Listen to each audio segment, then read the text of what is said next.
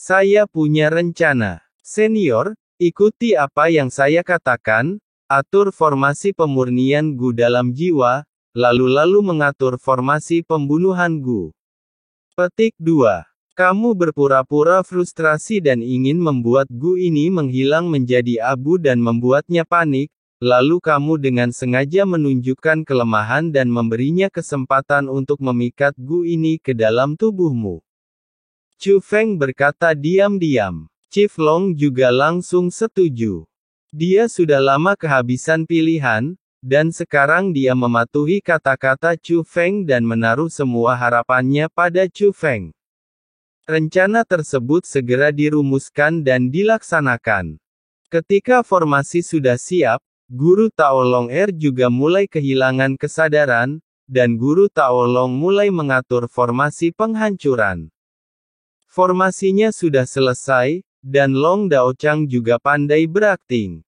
Sialan Gu, kamu ingin menghancurkan saudaraku dan menyakiti dunia. Bahkan jika kamu membunuh saudara keduaku dengan tanganmu sendiri, kamu tidak bisa membiarkan dia menjadi bonekamu. Pendeta pertama Long menunggu Pendeta Long Er dengan ganas, dan pada saat yang sama mendesak formasi kehancuran. Dalam sekejap, formasi agung menyelimuti Guru Tao Long Er, dan formasi tersebut berubah menjadi bilah tajam yang tak terhitung jumlahnya seukuran jarum, mengalir ke seluruh tubuh Tao Long Er. Ini benar-benar menghancurkan tubuh dan jiwa Guru Tao Long Er, dan berpotensi menghancurkan semuanya pada saat yang bersamaan. Dalam kasus ini, Gu juga terluka parah, dan jeritan mengerikannya menjadi semakin menusuk. Jika teriakan sebelumnya adalah untuk mendapatkan kembali kendali atas tubuh Tao Long Er, maka jeritan sekarang sungguh menyakitkan. Di bawah pemboman seperti itu, tidak butuh waktu lama hingga nafas hidup Guru Tao Long Er menjadi sangat lemah, dan sebagai akibatnya cacing Gu secara alami terluka.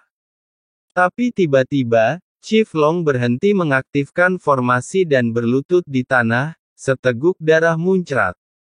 Dia berusaha keras untuk menahan diri, tetapi pada akhirnya gagal, dan seteguk besar darah terus muncrat dari mulutnya.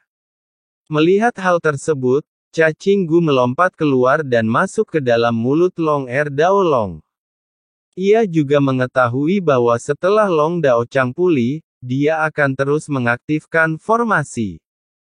Bahkan jika Long Er Dao mati, ia tidak akan berpikir untuk hidup. Daripada menunggu mati, lebih baik manfaatkan kesempatan ini dan menempati tubuh naga yang panjang. Namun begitu cacing Gu masuk ke tubuh Long Yichang segera duduk bersila dan mengaktifkan formasi. Cici. Jeritan yang menakutkan, beberapa kali lebih tajam dari sebelumnya. Ditemukan bahwa ia telah ditipu. Kepala pertama Long hanya berpura-pura.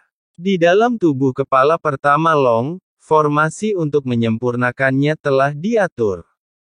Melihat Gu telah diambil, Chu Feng dengan cepat melompat dan mendarat di depan First Chief Long dan Second Chief Long. Dia mengeluarkan sejumlah besar ramuan, memasukkannya ke dalam mulut Long Er Dao, dan membantunya memperbaikinya. Pendeta Tao Long Er berada dalam kondisi yang sangat buruk saat ini, bukan hanya karena cacing Gu. Untuk memaksa cacing Gu meninggalkan tubuh Pendeta Tao Long Er, Pendeta Tao Long membuat formasi itu. Metode ini benar-benar menyebabkan kerugian besar bagi Guru Tao Long Er. Tapi ini juga merupakan pengorbanan yang perlu. Jika tidak, serangga Gu tidak akan jatuh ke dalam perangkap. Kiang. Pada saat ini, mangkuk tembaga jatuh di depan Chu Feng. Melihat mangkuk tembaga ini, mata Chu Feng menjadi rumit.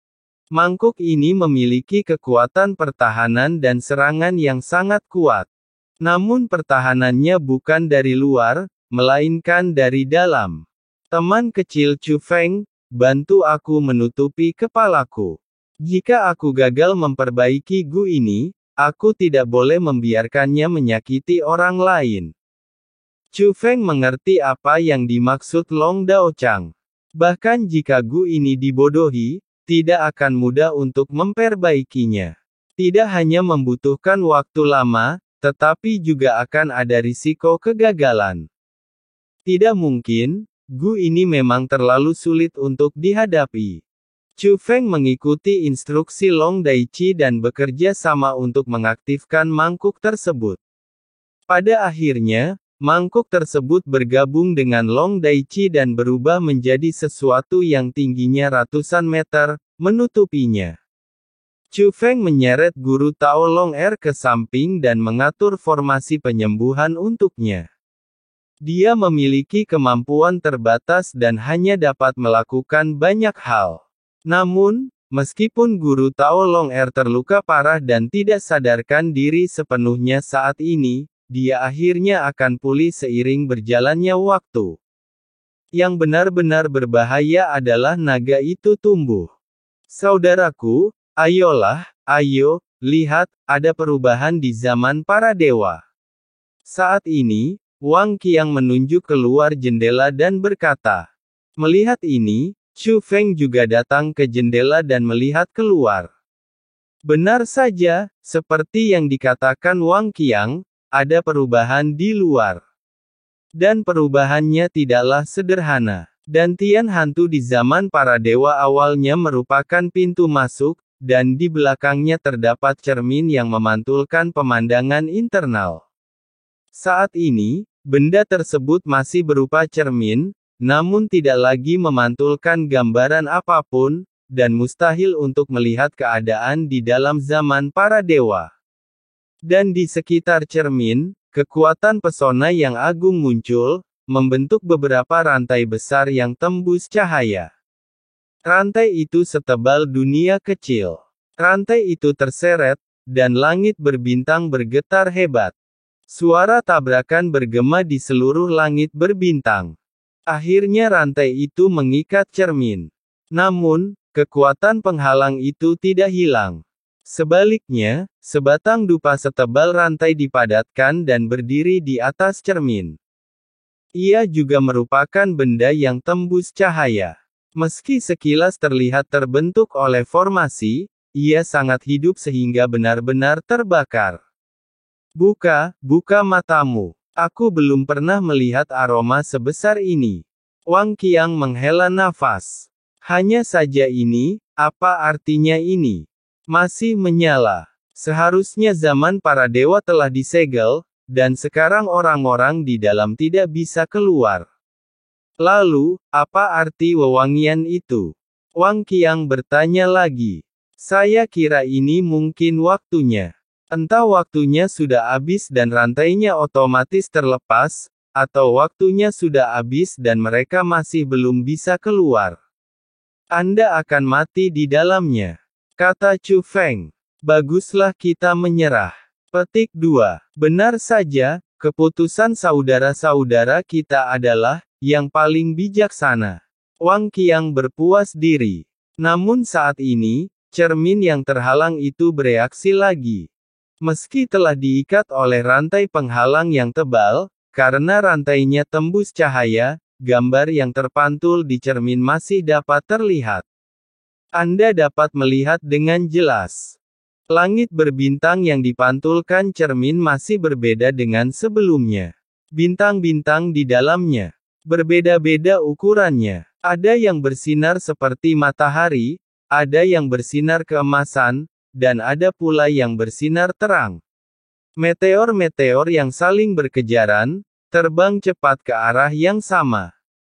Namun yang jauh di depan adalah yang dikelilingi oleh 7 macam momentum. Petik 2. Apa maksudmu? Apakah ini berarti dia, apakah mereka berebut harta karun itu?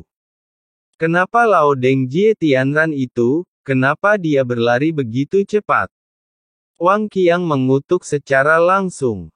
Bintang-bintang itu persis sama dengan pemandangan yang disebabkan oleh orang-orang yang berdiri di platform tinggi sebelumnya. Orang-orang secara alami merasa bahwa bintang-bintang mewakili orang-orang yang memasuki gerbang penghalang ketinggian. Tidak peduli apa, kami pergi bagaimanapun juga, hal-hal di zaman Tuhan tidak ada hubungannya dengan kita. Chu Feng menoleh ke belakang dan melihat dua pendeta Tao Long Yi dan Long Er. Chu Feng menulis surat dan meletakkannya di sebelah pendeta Tao Long Er untuk memberitahunya apa yang terjadi setelah kesadarannya diambil lagi oleh serangga Gu. Biarkan dia memahami situasi saat ini. Karena Chu Feng akan pergi. Chu Feng tidak dapat membantu sama sekali saat ini. Bahkan jika pendeta Tao lainnya datang, mereka juga tidak dapat membantu. Pergi ke Alkimia Abadi Sekte dulu. Petik 2. Setelah membuat keputusan, Chu Feng membawa Wang Qiang dan pergi dari sini. Saudaraku, saudara, galaksi totem ada di sana. Wang Qiang berkata. Susunan teleportasi normal lambat, saya punya metode yang lebih cepat. Petik 2. Wang Qiang bukan orang luar. Chu Feng akan membawanya dan berkendara langsung melalui tanah rahasia 9 surga. Pada saat yang sama, di langit berbintang galaksi totem, ada 9 sosok berdiri. 9 orang ini berseragam berpakaian, dan mereka semua mengenakan jas dengan ukiran guntur di atasnya. Mereka, 8 dari mereka adalah lelaki tua berambut abu-abu, dan beberapa dari mereka memiliki temperamen yang luar biasa dengan melihat mereka. Saya bisa merasakan kekuatan mereka. Kedelapan orang ini semuanya luar biasa. Tetapi mereka berdiri di belakang seorang pria parubaya.